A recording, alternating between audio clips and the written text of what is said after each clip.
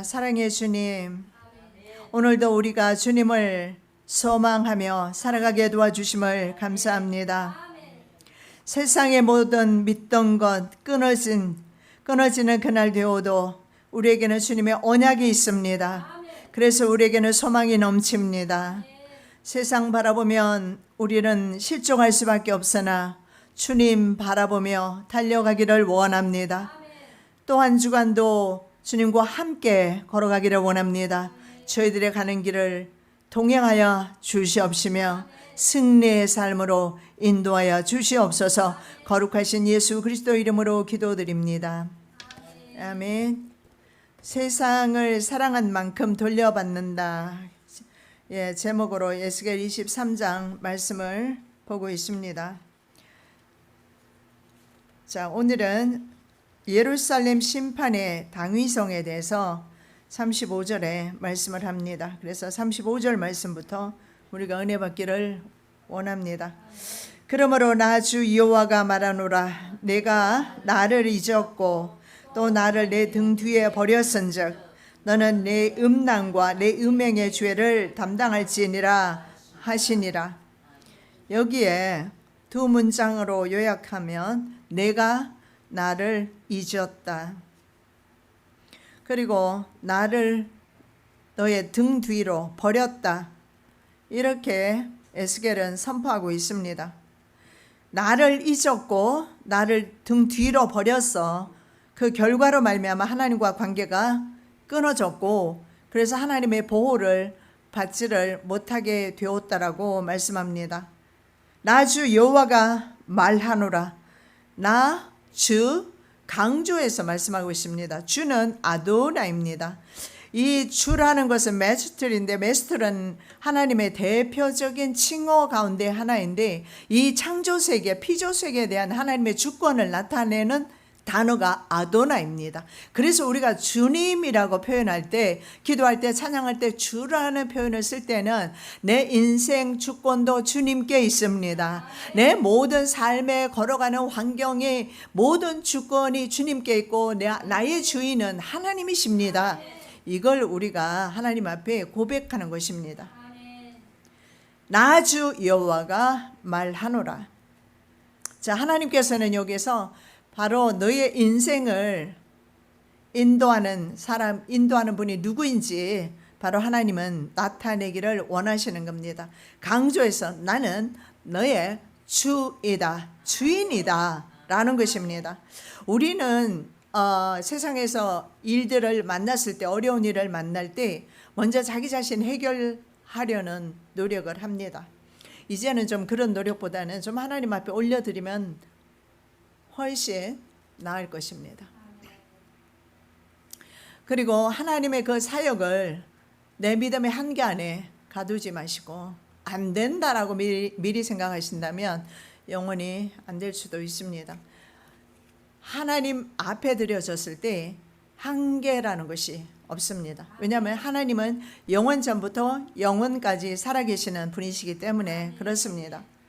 그리고 나 주 여호와, 여기에서 주님의 주권을 나타내는 동시에 여호와라는 단어를 통해서 이 여호와라는 것은 우리가 언제나 주님을 정말 불러야 하는 칭호입니다. 여호와라는 단어는요, 언약 관계 속에서 하나님과 이스라엘의 언약 관계 속에서 하나님의 신실함을 드러내는 것이 여호와입니다. 우리는 하나님의 신실함을 얼마나 신뢰하십니까? 우리 인간은 신실하지 못합니다. 약속을 하고도 지키지를 못해요, 잘.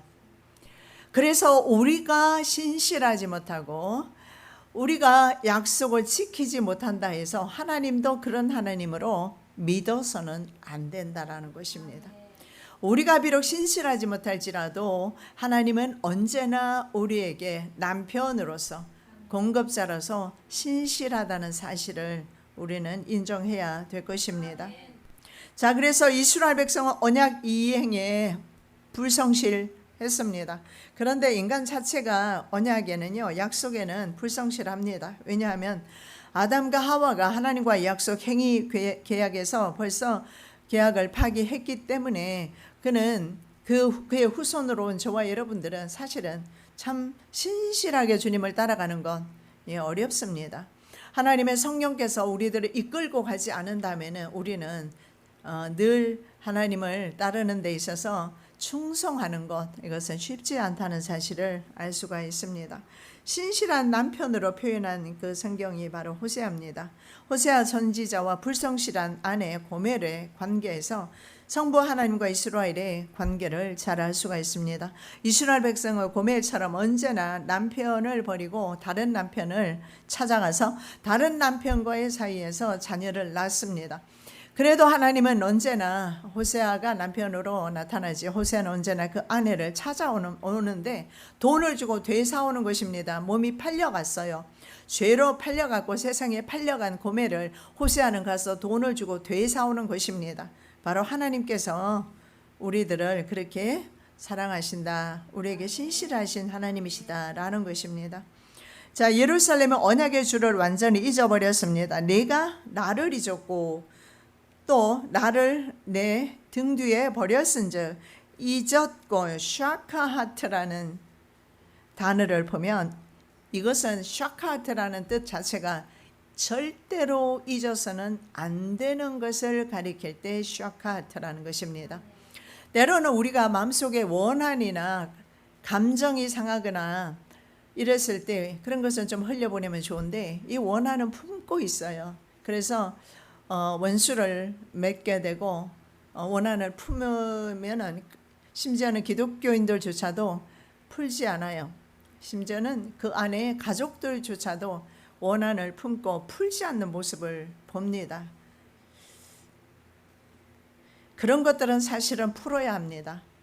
그리고 세상 모든 것은 다 잊어버려도 괜찮아요. 그런데 잊지 말아야 될 것이 있는데 영원한 하나님의 표호 여호와는 잊으면 안 된다라는 겁니다.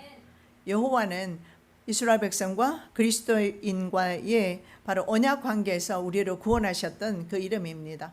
그래서 여호와를 잊어버리면 안 됩니다. 예수를 잊으면 안 됩니다. 예수님은 우리의 구세주, 구속자이시기 때문에 그렇습니다. 반드시 기억해야 된다. 혹시라도 말입니다. 뭐 그럴 일은 없지만 치매에 걸리더라도 예수는 잊지 않아야 합니다. 여호와라는 이름은 잊지 않아야 될 것입니다. 그런데 이스라엘은 잊었다라고 말씀하고 있습니다. 자, 요셉이 꿈을 잘 해몽해 주어서 한 사람은 사형을 당했고 떡 맡은 관원장은 바로의 떡을 굽는 사람은 사형을 당했고 그리고 바로의 왕의 수를 따르는 사람은 복직이 됩니다. 그런데 복직이 되면 꿈을 잘 해몽해 주었어요. 복직이 되면 나를 꼭 기억하고 왕에게 내 억울함을 좀 풀어주라고, 내 억울함을 좀 풀어주라고 그렇게 요청을 하죠. 그러나 술을 맡은 그 관원은 복직이 되었지만 까맣게 잊어버립니다. 동일한 단어 샤카하트를 써요. 은혜를 잊어버리는 사람, 절대 잊지 말아야 되는데 자신의 생명을 구원해 준 것과도 같은 요셉을 잊지 말아야 되는데 요셉을 잊어버린 거예요. 그리고 2년이라는 세월이 흐릅니다. 2년 후에 하나님께서 바로 왕의 머리에 꿈을 주게 됩니다. 그런데 그 꿈을 해석할 사람이 없는 겁니다. 그때서야 비로소 이제 요셉이라는 히브리 종이 있는데 히브리 사람으로서 지금 감옥에 gat혀 있는 사람이 한 사람이 있습니다. 이렇게 소개를 할 때, 자, 요셉의 입장에서는 술 맡은 관원은 별로 2년이란 세월이 크게 느껴지지 않았을 수도 있습니다. 자기는 편안하게 살기 때문에. 그러나 요셉에게 감옥은 2년은 어쩌면 200년, 20년일 수도 있는데 말입니다. 절대 잊지 말아야 되는 은혜를 그가 잊었는데 하나님께서 기억나게 하셨습니다. 그래서 바로에게 꿈을 꾸게 하고 그리고 요셉을 소개하게 됩니다. 시위 대장의 종 히브리 소년으로 낮추어 부르고 있습니다. 거기에서 알 수 있는 것은 이 사람이 사실은 수감자로서 있는 요셉을 그렇게 낮추어서 말하지만 그가 하나님의 사람이었다라는 사실을 몰랐을 겁니다. 자, 그래서 억울하게 감옥살이하는 요셉의 입장에서 바로 이 사람은 잊어서는 안 되는 그런 은혜를 잊었다라는 것을 볼 수가 있습니다. 자, 이스라엘 백성은 안일함에 젖어서 절대 잊지 말아야 될 창조주, 공급자 하나님을 버렸습니다. 사람에게 은혜를 입었을 때 그건 좀 잊어버릴 수도 있습니다. 그런데 저와 여러분은 구원의 은혜를 잊어버리면 정말 소망이 없는 것입니다. 세상에는 좀 살다가 못 살다가도 잘 살 수도 있고 가난하게 살다가도 부자가 될 수도 있을지는 모르겠지만 하나님을 잊어버렸을 때 그 결과는 아주 끔찍함으로 다가오기 때문에 그렇습니다. 자, 등 뒤에 버렸습니다. 북이스라엘이 베델과 단에 금송아지 우상을 세워서 백성들을 섬기게 한 것, 이거 바로 하나님의 등 뒤로 버리게 한 그런 일이었는데 그걸 누가 했느냐? 여로보암이 하게 됩니다. 그래서 북이스라엘은 계속해서 멸망할 때까지, 호세아 시대까지 계속해서 여로보암의 죄를 짓게 됩니다. 그것이 바로 금송아지 우상 숭배인데, 그래서 북이스라엘 왕을 규정할 때 항상 여로보암의 길을 갔다 이렇게 말을 하고 있어요. 그리고 남유다를 말할 때는 다윗 왕과 같은 사람이라면 바른 왕으로서 규정을 합니다. 그리고 다윗 왕의 길을 걷지 않은 사람은 악한 왕으로 규정을 합니다. 그래서 동일한 두 사람이 왕으로 있었습니다만은 다윗은 왕을 기준 삼는 바로 그 잣대 역할을 했고요, 선한 왕으로서. 그런데 여로보암은 우상 숭배자로서 대표자의 자리에 초대 왕으로서 앉게 됩니다. 거의 재앙의 자리가 되겠습니다. 그리고 돌이키라며 회개를 촉구하는 선지자들을 죽인 것, 이것도 역시 등 뒤에 버리는 일입니다. 여호와의 율법을 헌신짝처럼 버린 것을 묘사할 때도 역시 샤카트, 이 단어를 사용합니다. 선지자들을 죽이고 그리고 우상 숭배하는 것, 이런 것은 전부 다 사람들이 등 뒤로 하나님을 버렸다라고 표현을 사용하고 있습니다. 자, 히스기야 왕은 죽게 되었습니다. 병이 들어서 죽게 되었어요. 그런데 참 같은 단어인데 샤카트가 여기서는 또 다르게 나오는데 그는 자신의 죄를 등 뒤로 버렸다라고 이렇게 말합니다. 여러분, 저와 여러분은 어느 것을 선택해야 할까요?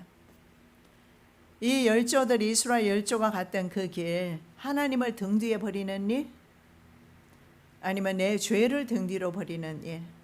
그래서 히스기야는요, 그의 목숨이 15년이 덕분에 연장이 됩니다. 왜냐하면 죄를 등 뒤로 버렸기 때문에 죄 용서와 치료가 이루어졌기 때문에 그렇습니다. 보옵소서, 내가 큰 고통을 더하신 것은 내게 평안을 주려 하심이라. 주께서 나의 영혼을 사랑하사 멸망의 구덩이에서 건지셨고 나의 모든 죄는 주의 등 뒤에 던지셨나이다.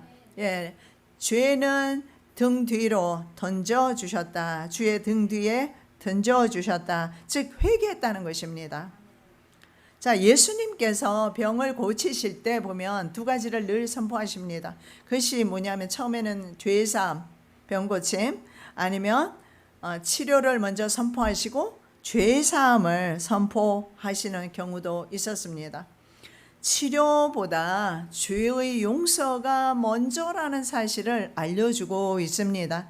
우리 그리스도인이 치료받기를 원한다면, 우리 그리스도인이 복을 받기를 원한다면 먼저 죄의 용서가 있어야 된다라는 것입니다. 자, 히스기야 길을 가지 않는 이스라엘 백성은 음행의 죄를 등 뒤로 던지지 않고 하나님을 등 뒤로 던졌습니다. 그래서 그런 이유로 그 죄를 담당해야 합니다. 자, 36절 말씀부터는 남북 선민의 동반 심판 선언이 나타나고 있어요. 자, 남북 선민의 동일한 주야기 1절에서 42절까지 나와 있습니다. 자, 23장 전체 내용을 다시 한번 보시면 남북 왕국 모두가 동일한 죄악을 행했습니다. 그리고 동일한 심판을 받는 것에 대해서 말씀하고 있습니다. 그 중에 1절에서 21절은 예루살렘을 상징하는 여인 오홀리바, 언니 사마리아 죄를 답습한 것에 대해서 잘못을 지적을 합니다. 그리고 22절에서 35절은 오홀리바는 그 죄를 지고 심판을 받게 됩니다. 그리고 이제 36절 말씀부터 49절 말씀까지는 두 자매 오홀라와 오홀리바 자매에 대한 검사의 기소가 있고 판사의 판결까지, 그래서 23장에서 두 자매가 완전히 판사의 판결까지 받는 데까지 나아간다는 사실을 볼 수가 있습니다. 어쩌면 우리 세월은 좀 긴 것 같기도 하지만요, 얼마나 짧습니까?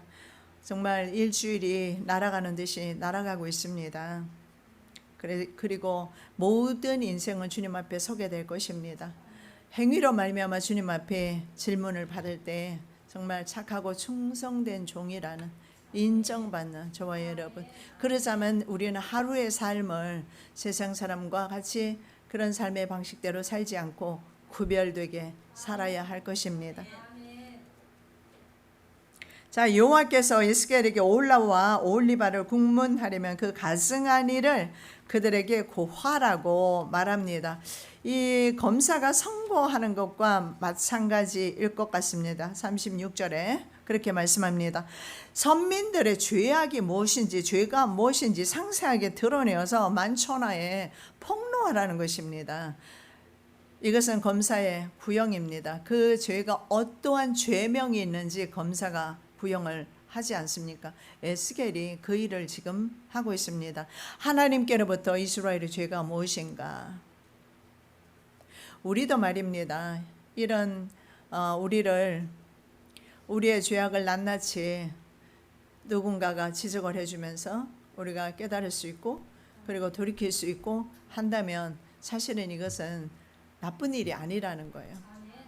왜냐하면 자기 자신을 내면을 들여다볼 수 있게 되고, 나는 죄 없다라고 생각했는데 보니까 죄가 너무 많고 완전히 죄악에 내 마음은 잠식되어 있다는 사실을 보게 된다면 말입니다. 다윗이 그랬잖아요. 다윗이 자기 몸 안에는 문둥병이 걸렸다고 그랬어요.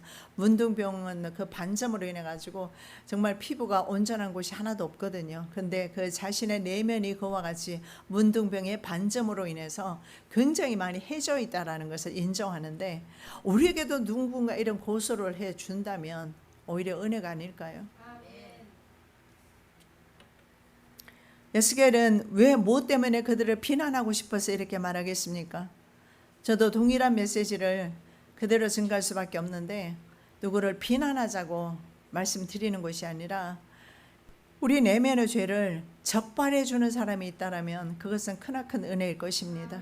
그리고 내가 돌이킬 수 있고 회개할 수 있고 치료함 받을 수 있고 그리고 하나님으로부터 복을 받을 수 있다면 말입니다. 말하라 이렇게 말하는데 그 원어적 의미가 말을 하는데요, 사물을 보기 위해서 밝은 빛 아래 두는 것을 의미합니다.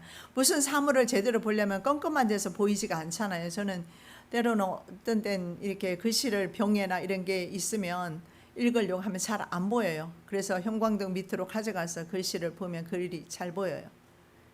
그들에게 말할 때 구체적으로 바로 말하라는 것입니다. 심판의 공정성을 위해서 검사는 피고의 모든 죄를 빠짐없이 만천하에 드러내고 고소하라는 것입니다.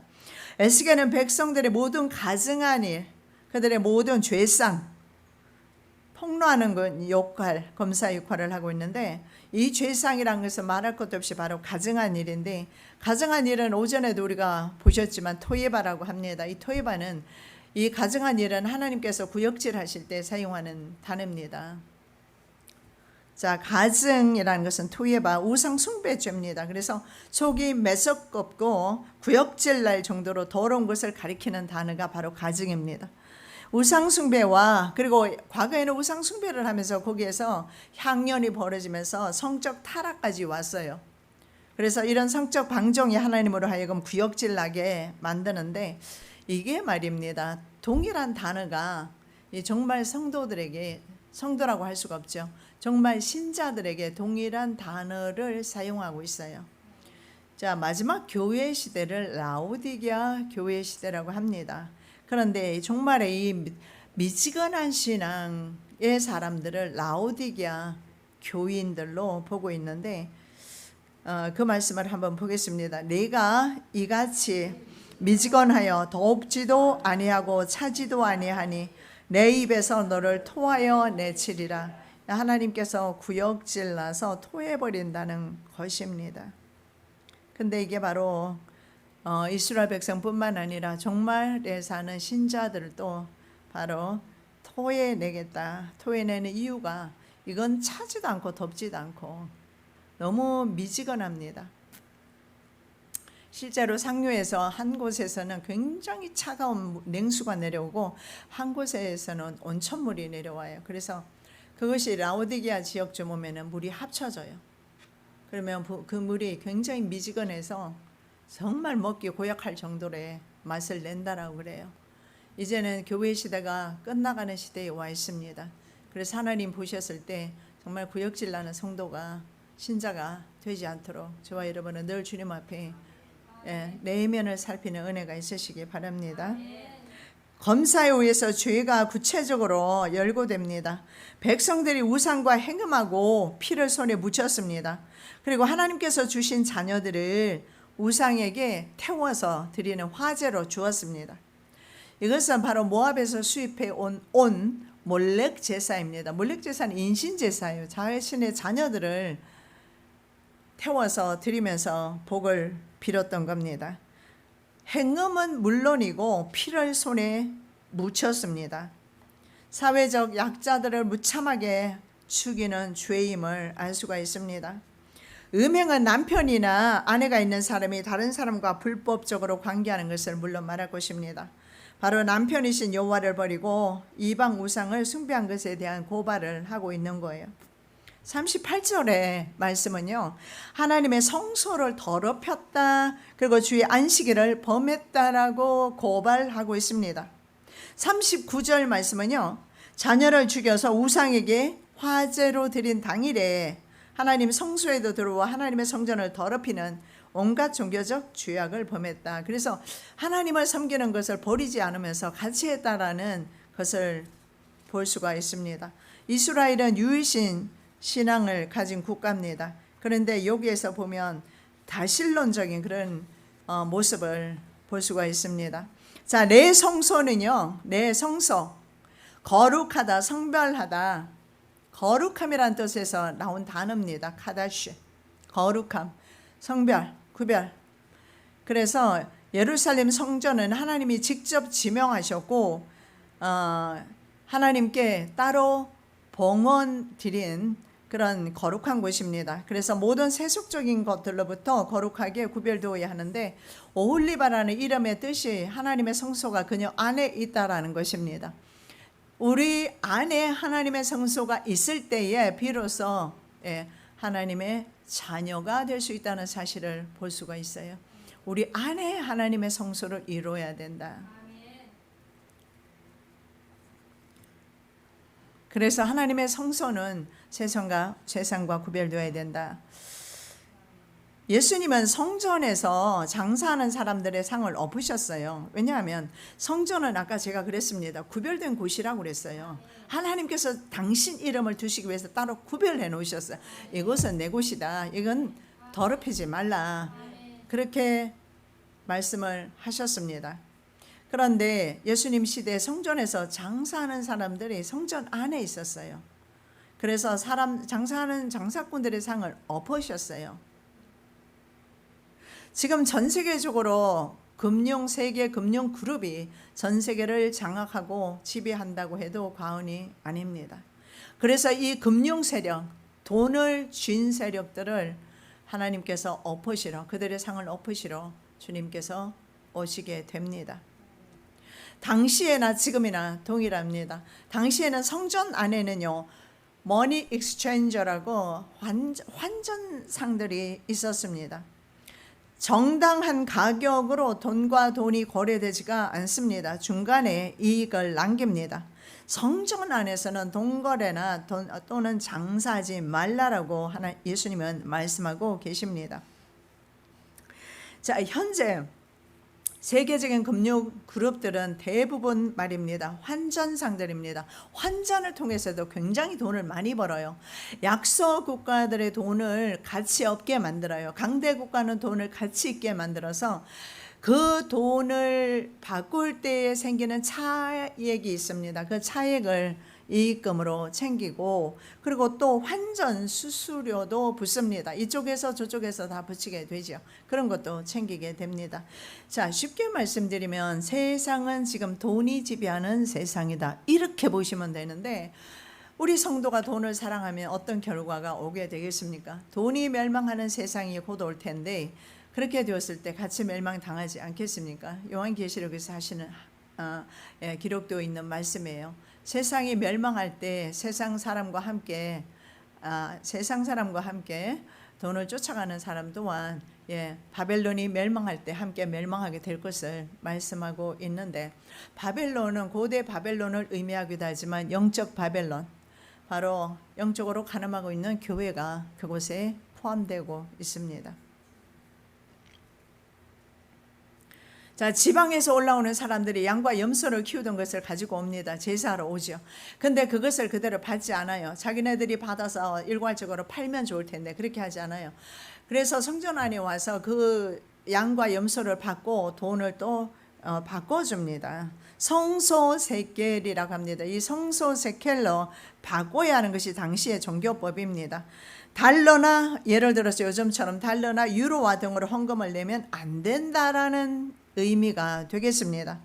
사람들이 만든 잘못된 종교법이 하나님께 죄가 된다라는 것입니다. 아직도 오늘날의 성소에도 마찬가지입니다. 진리이신 예수님을 성전에서 만나려는 노력보다는 이기심과 욕심을 따라서 심지어는 교파를 만들어 두고 교파를 따지는데, 사도 바울은 예수파, 게바파, 바울파 등의 교파를 책망했습니다. 내 형제들아, 근로의 지편으로서 너희에게 대한 말이 내게 들리니 곧 너희 가운데 분쟁이 있다는 것이라. 이는 다름 아니라 너희가 각각 이르되 나는 바울에게, 나는 아볼로에게, 나는 게바에게, 나는 그리스도에게 속한 자라 하는 것이니, 우리는 모두 그리스도를 따르는 그리스도인입니다. 교파는요, 목회자들이 서로 의견 충돌이 일어나면서, 그리고 분쟁이 일어나면서 생겨난 욕심의 산물이 교파입니다. 교회는 거룩해야 합니다. 구별되어져야 합니다. 자, 성소는 이런 세속적인 것들과 구별되어야 합니다. 일반적인 건물로 그냥 보시지 않으시기 바랍니다. 세속적인 방법으로 성소 안에서는 그렇게 하지 않아야 된다라는 것입니다. 그래서 구별된 곳임으로 하나님께서 계신 곳입니다. 인간이 임의로 사용하면 안 된다는 거예요. 그렇다고 물론 건물 자체가 거룩한 것은 아닙니다. 왜냐하면 성도가 있는 곳이기 때문에, 하나님의 이름이 계신 곳이기 때문에 구별해야 된다는 것입니다. 하나님의 임재의 장소입니다. 복을 내리시는 시은좌가 있는 곳이 바로 하나님의 성소입니다. 그래서 구별해야 된다. 아요와 우사가 하나님의 법궤를 만졌다가 즉사하게 됩니다. 이것이 죄 있는 인간이 하나님을 만졌을 때 나타나는 현상입니다. 이렇게 하나님이 계신 곳은 거룩한 곳이고 구별된 곳이고, 이런 하나님의 성소를 우리는 귀하게 생각해야 할 것입니다. 자, 그리고 안식일을 그들은 더럽혔다라고 말씀합니다. 자, 매 7일마다 돌아오는 것이 안식일이고, 매 7년마다 드리는 안식년, 그리고 매 7년 안식년 7번 이제 돌아오게 되면 7번 49년이 안식년이고, 그 다음 해 50년째가 희년이 됩니다. 모두 천국의 모형이라고 했습니다. 주일을 성소에서 지키는 것은 바로 천국 생활을 지금 예행 연습하고 있다. 천국의 예표가 바로 성소이다. 물론 유대인들이 토요일로 지키는 안식일과 다른 개념이지만, 우리는 주님이 7일에 부활하셨기 때문에 주일로 지키고 있습니다. 자, 하루를 주님의 은혜를 묵상하며 하나님께 드릴 때 하나님 백성이라는 정체성이 드러나게 됩니다. 그래서 주일을 구별하는 것 정말 복받는 지름길입니다. 주일날에는 일반적인 장사하지 않고 교회에서도 물러나지 않고 일반적으로 사업을 하지 않는 것 말입니다.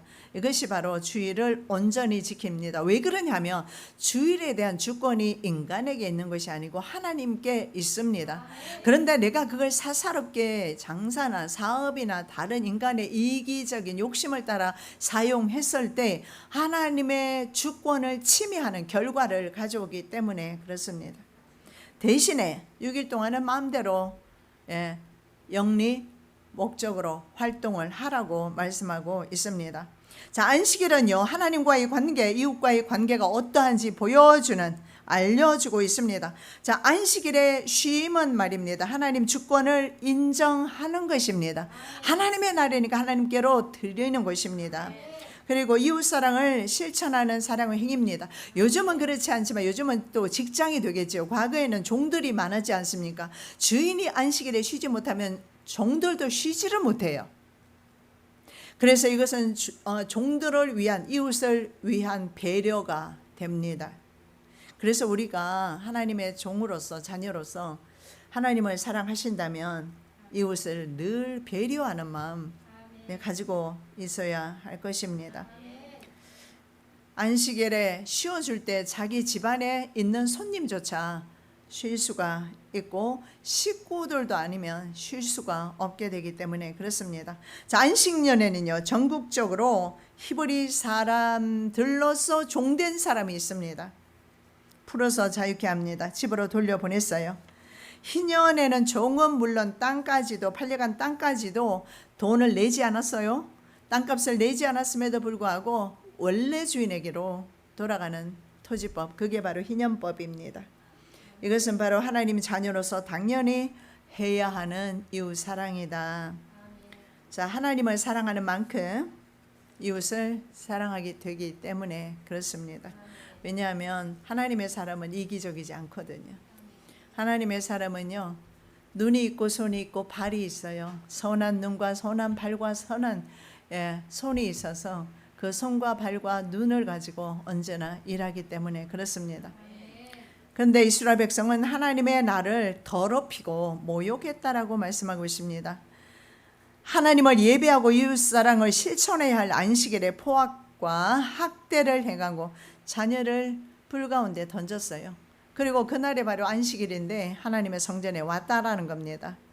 자, 그런데 이런 죄들은요, 당시에 안식일을 범한다든가 그리고 이런 우상 숭배한다든가 이런 죄들은 사형에 해당되는 죄였습니다. 지금은 물론 그렇다고 해도 사형은 하지는 않습니다만은 하나님 마지막 날에 사형이 있지 않습니까? 그것이 바로 계시록 20장에 보시면 백보자 심판이 있습니다. 없는 것 같으나 그때 하나님께서 하시는 심판, 그 심판에서 주님은 영벌로 보내는 사람들을 그때 심판하시기 때문에 그렇습니다. 자녀를 죽여서 우상에게 드린 날 피 묻은 손으로 하나님의 성소에 들어왔습니다. 그리고 이렇게 결론적으로 말합니다. 내 집 가운데서 그렇게 행했다. 우리는 이제 성소에서 어떻게 할 것입니까? 하나님이 보셨을 때 거룩한 성전이 될 것인가? 구별된 성소가 될 것인가? 아니면 내 집에서 너희들이 그렇게 행하였다.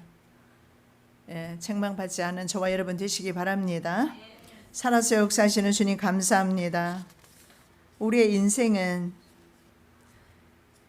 언제나 힘들고 어려운 세상에서 살아가고 있습니다.